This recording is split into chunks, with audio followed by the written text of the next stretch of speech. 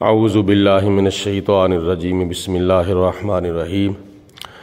قال اللہ تبارک و تعالی فی القرآن المجید والفرقان الحمید یا ایہا الذین آمنوا اتقوا اللہ وابتغوا الیہ الوسیلۃ وجاہدوا فی سبیلہ لعلکم تفلحون صدق اللہ مولانا العظیم الصلاۃ والسلام علیک یا رسول اللہ وعلی آلک وصحابک یا حبیب اللہ۔ اللہ تعالیٰ قرآن پاک میں ارشاد فرماتا ہے، یا ایہا الذین آمنوا، اے ایمان والو، اتقوا اللہ، ہر وقت ہر جگہ پہ اللہ تعالیٰ سے ڈرتے رہو، وابتغوا الیہ الوسیلۃ، اور اللہ کا قرب حاصل کرنے کے لیے اس کی راہ میں کوئی وسیلہ تلاش کر کے لاؤ، وجاہدوا فی سبیلہ، اور اس کی راہ میں جہاد بن نفس بھی کرو، لعلکم تفلحون، تاکہ تم دونوں جہان میں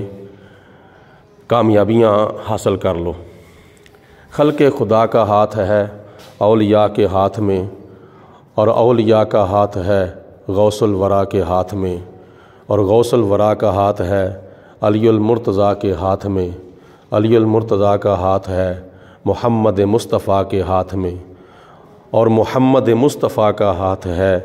رب العلا کے ہاتھ میں۔ آج اللہ تعالیٰ کے فضل و کرم سے ماہ شعبان المعظم کی 27 تاریخ ہے۔ ماہ شعبان کی 27 تاریخ کی اور بھی کافی نسبتیں ہیں، لیکن ان نسبتوں میں سے ایک عظیم الشان نسبت یہ بھی ہے کہ ماہ شعبان کی 27 تاریخ کو حضرت خواجہ ابو سعید مبارک مخزومی رحمۃ اللہ تعالیٰ علیہ کا یوم وصال ہے۔ یہ بزرگ ہستی کون ہیں؟ یہ حضرت ابو سعید مبارک مخزومی رحمۃ اللہ تعالیٰ علیہ ہمارے پیروں کے پیر، روشن ضمیر، پیر دستگیر، 11ویں شریف والے پیر حضرت قطب ربانی محبوب سبحانی شہباز لامکانی سیدنا شیخ عبد القادر جیلانی جناب غوث اعظم رحمۃ اللہ تعالیٰ علیہ کے پیر و مرشد ہیں۔ تو جب پیروں کے پیر کی یہ شان ہے تو پھر ان کے پیر و مرشد کا کیا مقام اور کیا درجہ ہوگا، کیونکہ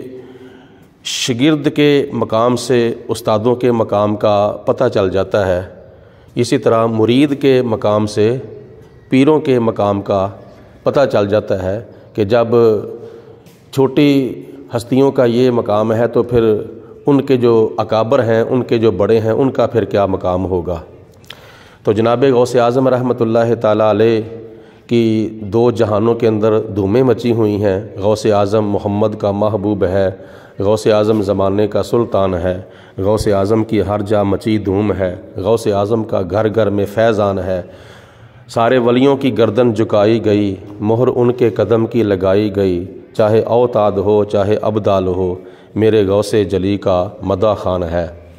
تو جناب غوث اعظم رحمۃ اللہ تعالیٰ علیہ کون ہیں؟ جو ولیوں کے ولی ہیں، غوثوں کے غوث ہیں، قطبوں کے قطب ہیں، ابدالوں کے ابدال ہیں، پیروں کے پیر ہیں، شیخوں کے شیخ ہیں۔ تو جب حضرت غوث اعظم رحمۃ اللہ تعالیٰ علیہ کا یہ مقام، یہ درجہ، یہ رتبہ ہے، تو پھر ان کے پیر و مرشد حضرت خواجہ ابو سعید مخزومی رحمۃ اللہ تعالیٰ علیہ کا پھر کیا مقام ہوگا۔ سارے طریقت کے سلسلوں کے ساتھ جو وابستگان ہیں اور دوسرے سلاسل کے جو عقیدت مند ہیں، یعنی سلسلہ چشتیہ، سلسلہ نقشبندیہ اور سلسلہ سہروردیہ کے جتنے بھی بزرگان دین اور اولیاء کاملین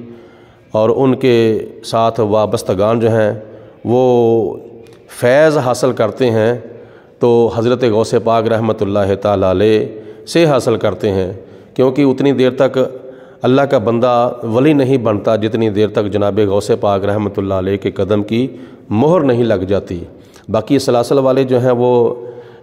برانچیں ہیں، اور جناب غوث پاک رحمۃ اللہ تعالیٰ علیہ فیض کا مرکز ہیں۔ تو حضرت غوث پاک رحمۃ اللہ تعالیٰ علیہ کی یہ شان ہے، تو پھر آپ کے پیر و مرشد کا پھر کیا مقام ہوگا، کیا درجہ ہوگا۔ قرآن پاک کا اگر مطالعہ کیا جائے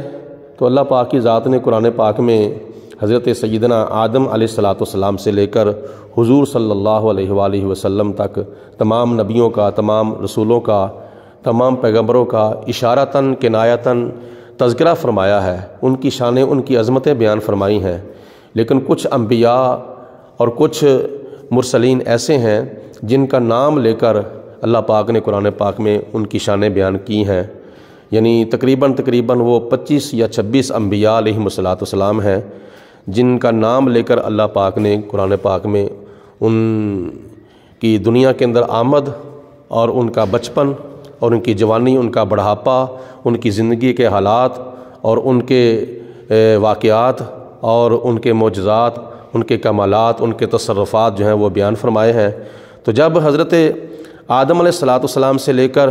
حضرت عیسیٰ علیہ الصلاۃ والسلام تک کچھ انبیاء علیہم الصلاۃ والسلام کے واقعات اور معجزات، ان کے کمالات اور ان کی شانیں اور ان کی عظمتیں جب قرآن پاک کے اندر پڑھی جاتی ہیں یا سنی جاتی ہیں تو پھر پتہ چلتا ہے کہ اللہ پاک نے اپنے نبیوں کو اور اپنے رسولوں کو کیا مرتبہ و مقام عطا فرمایا ہے۔ تو یہ سارے نبی اور سارے رسول، سارے پیغمبر معراج کی رات مسجد اقصیٰ کے اندر میرے اور تیرے نبی کے مقتدی تھے، اور حضور علیہ الصلاۃ والسلام میرے اور تیرے نبی ان تمام نبیوں اور رسولوں کے امام تھے۔ تو جب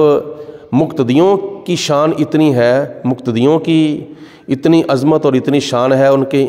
اتنے کمالات ہیں اور ان کے اتنے معجزات ہیں اور ان کے اتنے تصرفات ہیں، تو پھر مقتدیوں کی شان اگر اتنی ہے تو پھر امام کا کیا مقام ہوگا؟ یہ حال ہے خدمت گاروں کا، سرکار کا عالم کیا ہوگا؟ بن دیکھے خدا، بن دیکھے فدا ہے ہر کوئی، دیدار کا عالم کیا ہوگا؟ جب حسن تھا ان کا جلوہ نما، جب حسن تھا ان کا جلوہ نما، انوار کا عالم کیا ہوگا؟ ہر کوئی فدا ہے بن دیکھے، دیدار کا عالم کیا ہوگا؟ تو اسی طرح سارے نبیوں کی شانیں اگر اتنی ہیں تو پھر حضور علیہ الصلاۃ والسلام کا کیا مقام ہوگا؟ تو جس طرح نبی پاک علیہ الصلاۃ والسلام نبیوں کے نبی ہیں، اسی طرح جناب غوث پاک رحمۃ اللہ علیہ ولیوں کے ولی ہیں۔ تو جب نبیوں کی شان اتنی ہے تو پھر امام الانبیاء کا کیا مقام ہوگا؟ تو اسی طرح دنیا کے اندر ولی جو غوث کتب ابدال ہیں، ان کی شانیں اگر اتنی ہیں تو پھر ولیوں کے ولی، غوثوں کے غوث کے اور کتبوں کے کتب کا کیا مقام ہوگا؟ تو پھر ان کے پیر و مرشد حضرت خواجہ ابو سعید مبارک مخزومی رحمۃ اللہ تعالیٰ علیہ کا پھر کیا درجہ و کیا مقام ہوگا؟ تو یہ شان ہے ان کی جو اللہ پاک نے ان کو عطا فرمائی تھی۔ جناب غوث پاک رحمۃ اللہ تعالیٰ علیہ کا اتنا فیض ہے تو پھر ان کے پیر و مرشد کا کیا مقام ہوگا؟ حضرت خواجہ